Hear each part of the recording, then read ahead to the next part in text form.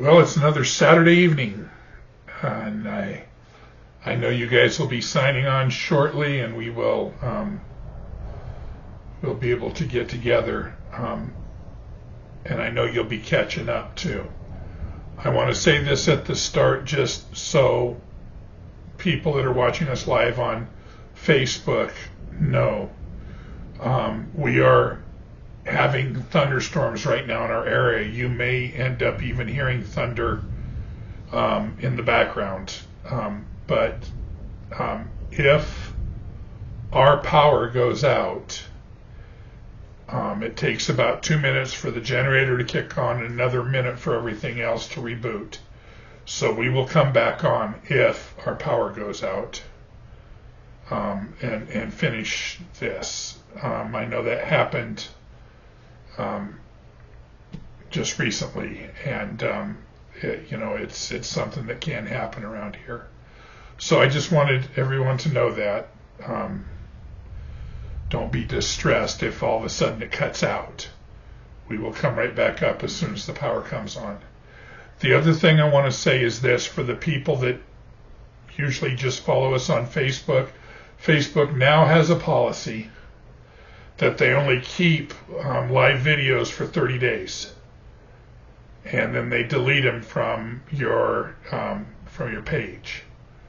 So if there's something you miss or you want to see, or everything that we do live on Facebook is also uploaded onto our YouTube channel, so you can see things from the past on our YouTube channel. If there's something you missed and you can't find it on our Facebook page, go to our YouTube channel, Walkworthy Church on YouTube. You'll find us, and all our videos are there. All our recordings are there, and you can watch them. And just if you haven't gone there and subscribed, please go and subscribe to our YouTube channel. Appreciate all that.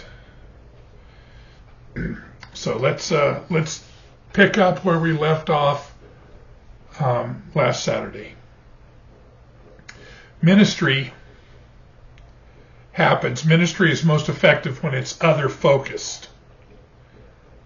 Now, some people scratch their heads when I say something like that. What I mean by being other focused is this: that the person doing the ministry sees needs, sees specific needs, sees hurts, sees despair, and does their best to help the person or the people that are in the midst of this situation or circumstance, in the midst of these struggles, find healing and hope. Ministry is definitely about suffering, and I'm talking on both sides here. And I'm not saying this just to take it lightly. I'm not saying this to say, oh, Rick, we know you've done ministry. You need all the pats on the back. That's not what this is about. I'm saying things to try and be very clear about where we are. Jesus talked about, and we're going to get to this maybe next week or the week after, but Jesus talked about the difficulties we as believers would endure. He said in John 15:20, he said, "Do you remember what I told you? A slave is not greater than the master. Since they persecuted me, naturally they will persecute you. And if they had listened to me, they would listen to you."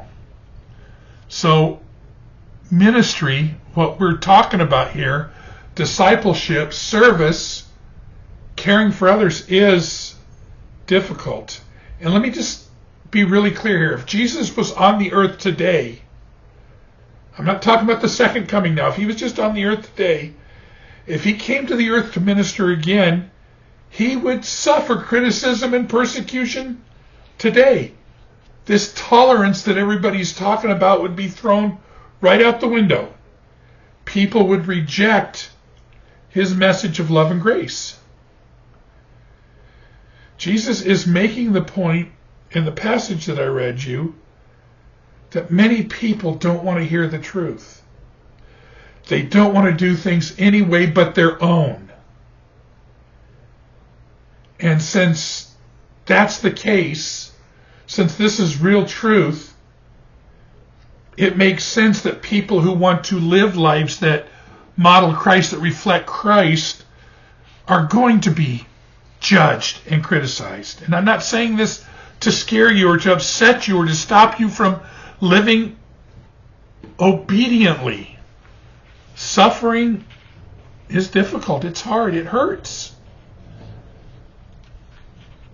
And just for this reason alone, it's important for believers, for those who adhere to the message of Jesus Christ, to be kind, to be compassionate, to be loving. And I told you when we got into John 13 that Jesus is preparing his disciples to be ministers of the gospel. He's equipping them to carry on the ministry, to carry on the lessons that he's taught them. He's equipping them to live obedient to his call on their lives. Jesus has been mentoring them for just over 3 years. And Jesus realizes that the disciples don't understand it yet. But Jesus realized that things are about to change. It's really time for his ministry on earth to end. His ministry has run its course. It's been completed. And it's time for the disciples to continue.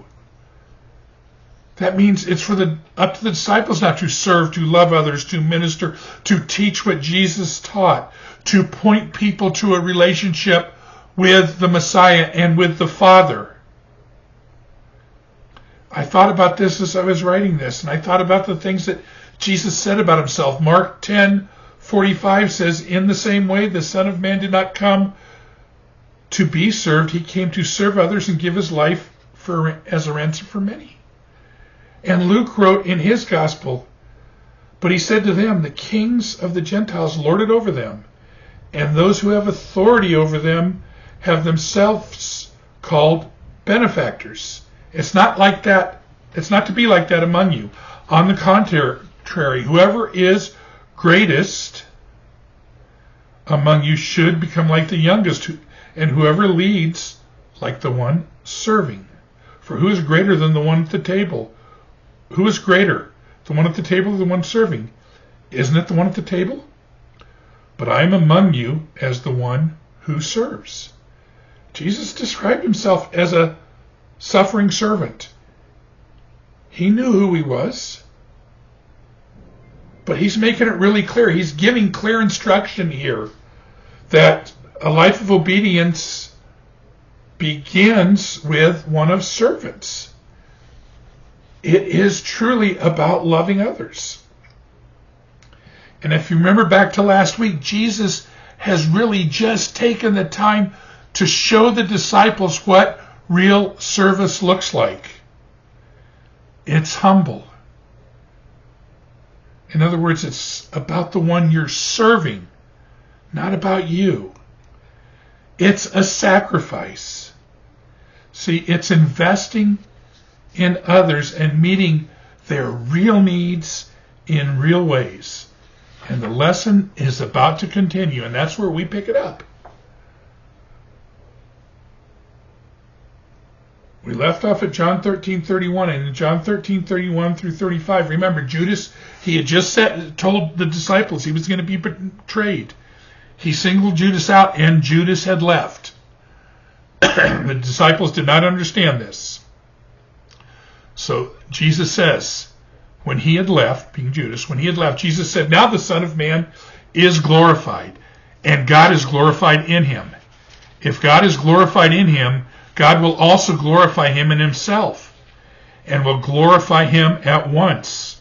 Little children, I am with you a little while longer. You will look for me, just as I have told the Jews. So now I tell you, where I'm going, you cannot come. I give you a new command. Love one another, just as I have loved you.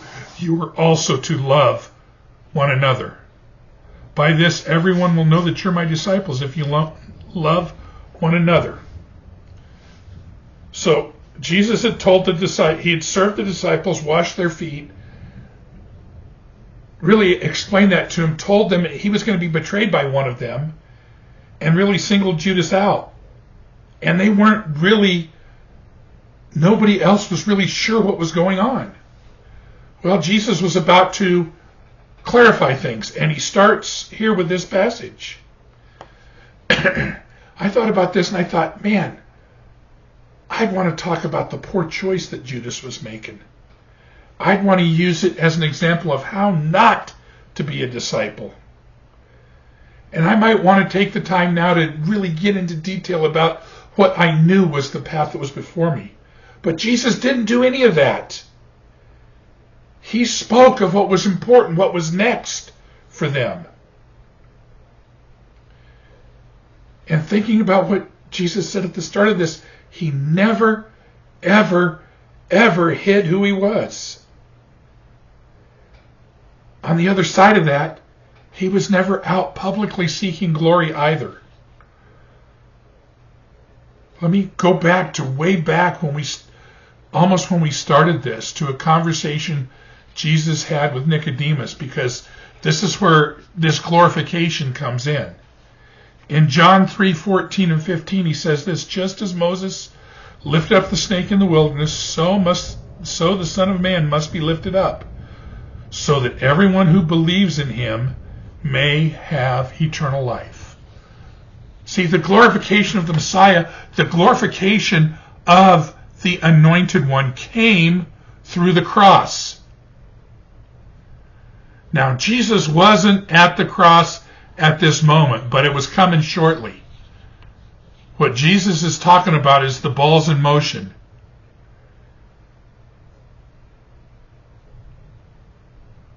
His glory was complete. The Father's glory, everything was pointing to God. And so Jesus and God were glorified. Now, I don't know about you, but most people I know, and there's even part of me that thinks about the cross and how it was degrading. It was humiliating, especially for Jesus to be hung there.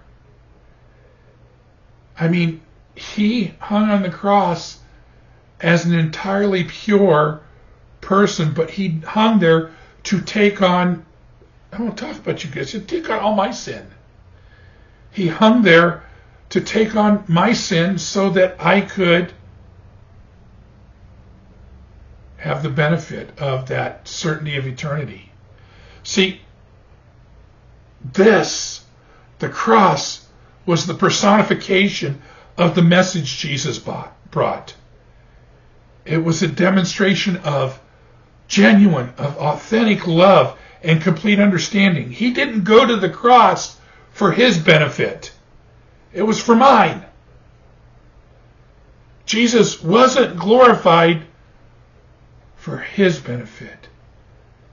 It was to reveal the love, the nature, the character of the Father for everybody to see, for everybody to be touched by, for everybody to experience.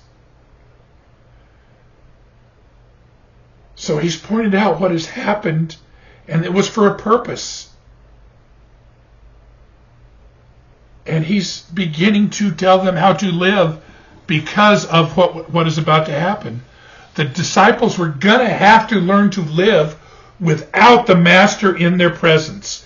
We're going to have to learn to get along and act and behave without their teacher, without their leader.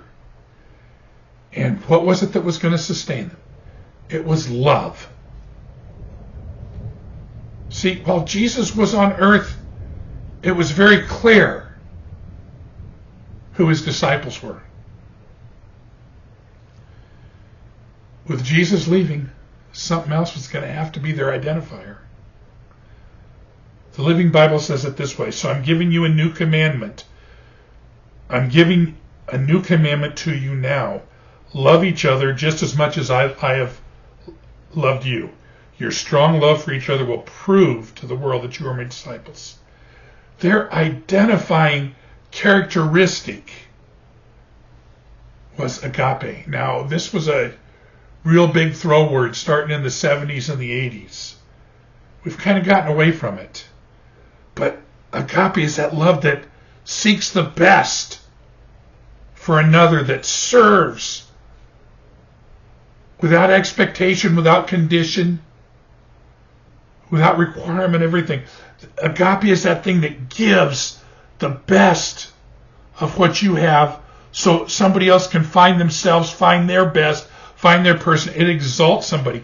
Agape points others to hope, and it reveals the nature of mercy and grace. See, the disciples' actions, their lifestyle was going to have to become finding the highest good for themselves and for others. And so Jesus has now stepped into this farewell address, if you will, and for the next 4 chapters, he's really leaving them some specific instruction.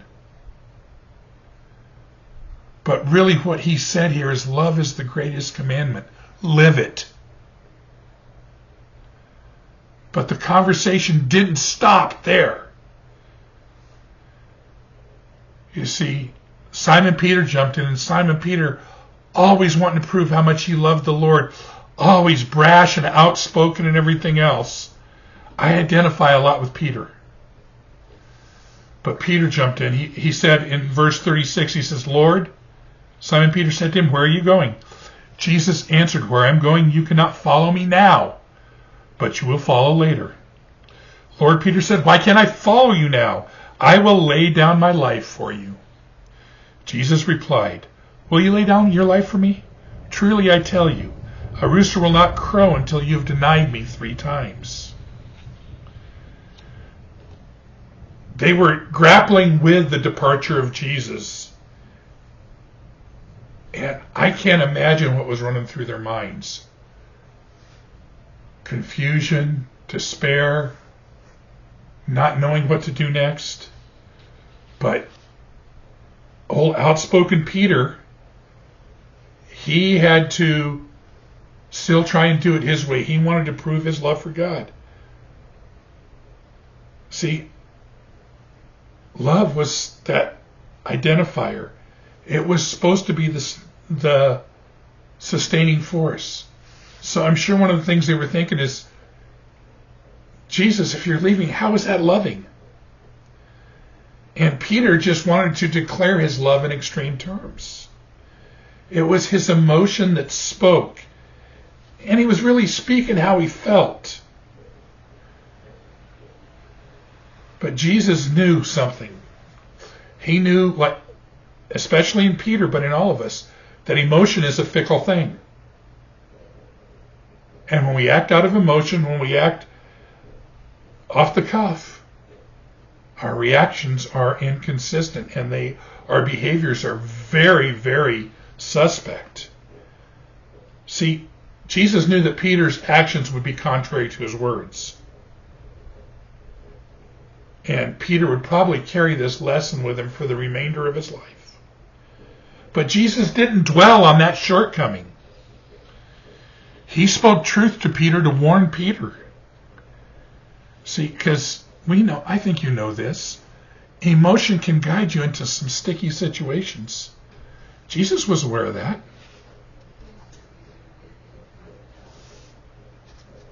So, let me kind of jump ahead as I get to where we're going. You know that after the crucifixion, the resurrection, Jesus spent 40 days, and then he sent the disciples to Jerusalem to wait for the arrival of the Holy Spirit. We have the view of looking back at this. That's where the New Testament church was formed, at the day of Pentecost. And the New Testament church, as it got formed and developed, they referred to themselves as the way. If you're unsure about that, read Acts 9, read Acts 22. There's just 2 places that the church is referred to as the way. But it was likely based on what we're about to talk toward. John 14 says this, don't let your heart be troubled. See, he's continuing on after he told Peter that Peter was going to deny him. He says this, don't let your heart be troubled. Believe in God, believe also in me. In my Father's house are many rooms. If it were not so, would I have told you that I'm going to prepare a place for you?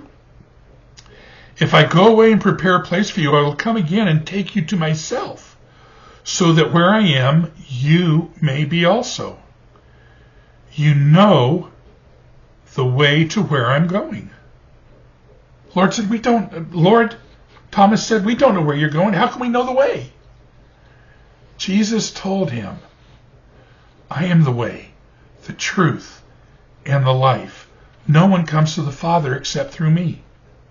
If you know me, you will also know my Father. From now on, you do know him and have seen him. This is key. Understanding this is key to being that disciple that makes disciples. The first thing to understand is this: there's room in God's family for each and every person. There's a place, there's a job, there's enough love, and God has a desire that all come to him. Jesus is telling them that his time to teach them is coming to an end. And now it's time for him to go and prepare a place for all who come. A place for all of us to be in eternity. Jesus is speaking some powerful truths here, and he's really asking that they trust him, that they believe what he's saying. It's a very personal message if you think about it. As he's speaking to his disciples, they have to take it to heart. And you know this, your personal faith is your key. It says here, and he just goes on to list this throughout this chapter, your personal faith is key to peace and joy. Your personal faith is a key to your future, your certainty of eternity. It's a key that your future is secure.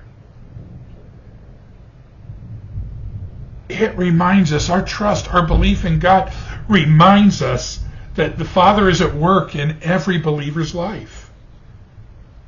And we'll get on, by the time we get to the end of this message, to understand that prayer works and that no one's alone, a helper is coming. Now, as Jesus is saying this, I imagine that he could see the stress on their faces, especially with still this idea that they were grappling with of him leaving. But he is doing his best to reassure his disciples. And the words that he spoke to his disciples are reassuring to us. Trusting him is the right way to live. Obedience is essential to reflecting Christ to the world around us. And it starts with that great identifier, love. I frequently said that if we got the love thing right, we could move on to the next step. The love of God is rich and pure. It's patient and kind. It's not arrogant or self-serving. It changes lives. We have learned love because God first loved us. That goes back all the way to the start of the message at John. But in a letter John wrote to the church before he wrote the Gospel of John, he wrote this. It says this in John 4. Dear friends, let us love one another because love is from God. And everyone who loves has been born of God and knows God. The one who does not love does not know God because God is love. God's love was revealed among us in this way. God sent his one and only Son into the world so that we might live through him.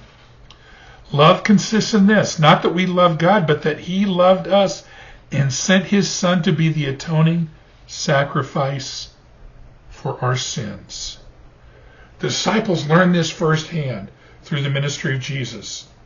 We could learn it too. We can take this message to heart, and we can learn it as we serve and as we point others to Jesus. This is the way.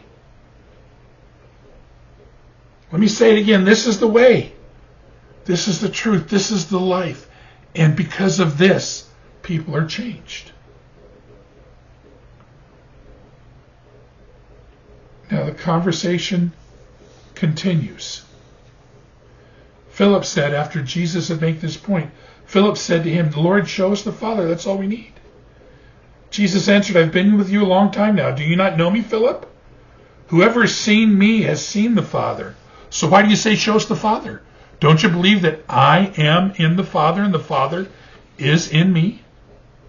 The words I say to you don't come from me, but the Father lives in me and does his own work. Believe me when I say that I am in the Father and the Father's in me, or believe me because of the miracles you have seen. So many people react skeptically to the truth. They see miracles as tricks or conspiracies or something to deceive or distract someone. Jesus is really speaking about unity, and he's speaking with candor and understanding. And don't think that Philip's question is out of line. It's a question that most of us have asked in one way or another. See, most people I know feel like if God would show up and just tell us what to do, it'd be a lot easier. If he'd show up in person and reassure me that I'm going to get through this, I could hang on.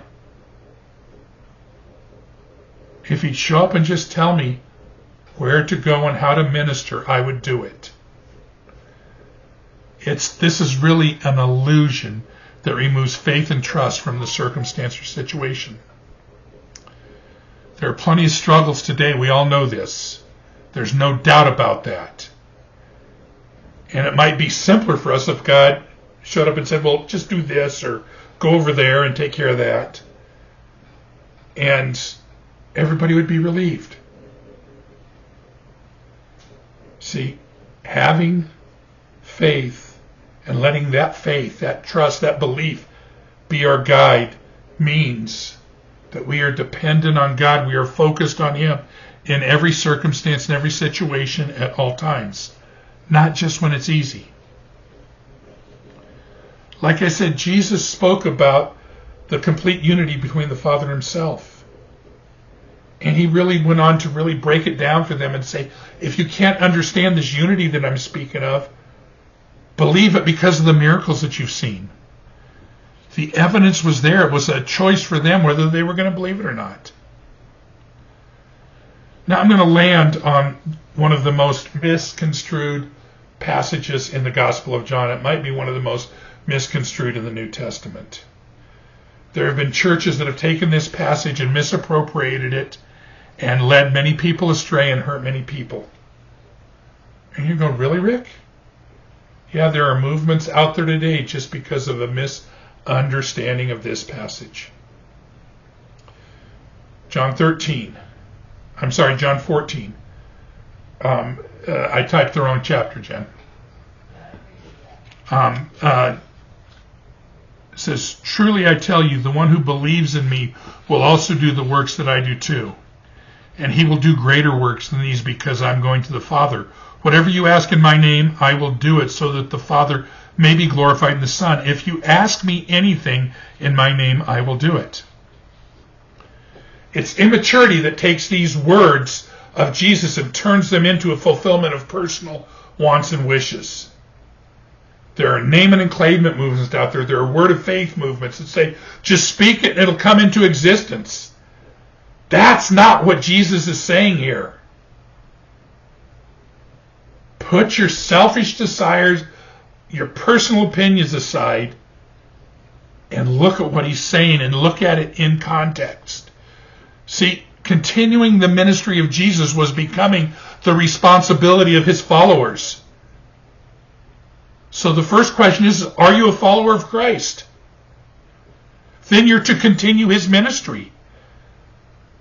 And to make it real simple, that's to love others. To encourage them when times are difficult. To serve, to help where you can, and make a difference when you can. And when you're being that Christ-like example, when you're doing what Jesus did, and you pray and you seek direction and you seek assistance and you seek help to serve as Jesus served and to do what Jesus did, that's going to come to pass. that prayer is going to be answered. Think about how Jesus prayed and what he did. He prayed for the people around him, for his disciples and those following him, those listening to him, to be strengthened, to understand, to see the Father, to see the importance of a relationship with the Father. He prayed for us to be united as he and the Father were united. He prayed that we would remain faithful. He didn't pray for a gold chariot and 4 stallions to pull it.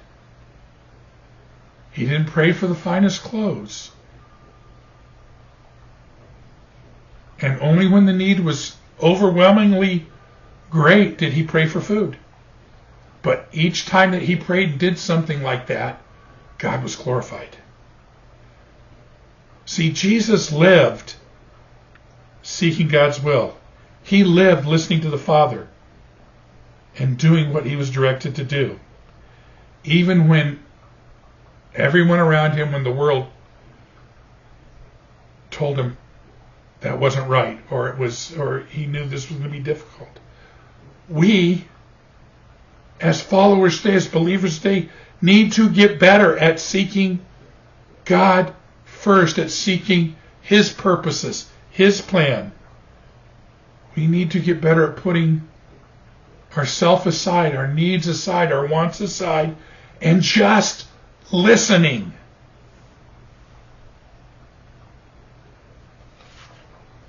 I've said a lot here. And as I came to this, and I know we're ending in the middle of a conversation that we're going to pick up next week, I wanted to really say something to bring this all together. And I know there's been a lot said in this, but it's important principles, it's important truth that we can understand, that we need to understand. Now, I don't want your head spinning like the disciples' head was probably spinning. And I don't want you unsure of what's next. Can you apply what Jesus has said to your life today? It is about loving others. It is about serving. It's not as simple as it sounds to love people the way that Jesus loved them. See, our mindset has to change. But see, when that does, when the love of God becomes that driving force in us, it's our identifier. When we listen to others, when we help others with empathy and understanding the way that God does, it makes a difference. See, so many people sit in criticism of somebody that's in a dire circumstance or in a desperate place, and they want to judge, they want to criticize. We need more empathy, more understanding. We need to choose to invest in the healing of others, and we need to choose to help where we can. But it costs, and the cost is great. It's more than some are willing to pay. But listening to what Jesus has just said, listening to the words of Jesus, tells us that that's the reason we've been set apart. That's the reason we've been made holy. To love others the way God does. To serve others with an attitude of compassion and kindness, and not to dwell on our problems, but be grateful no matter what circumstance we're in, no matter what situation we're in. Be grateful for what the Lord has put right before us. We need to live knowing that God's love, that his mercy, that his grace reaches right down to where we are, no matter what the circumstance or situation. Pray with me.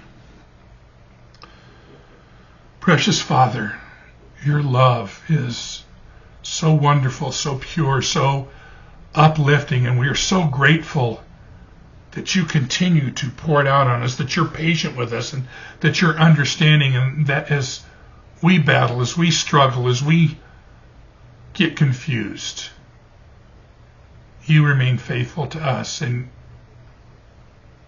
put us in a place where we can learn, where we can grow in grace and knowledge,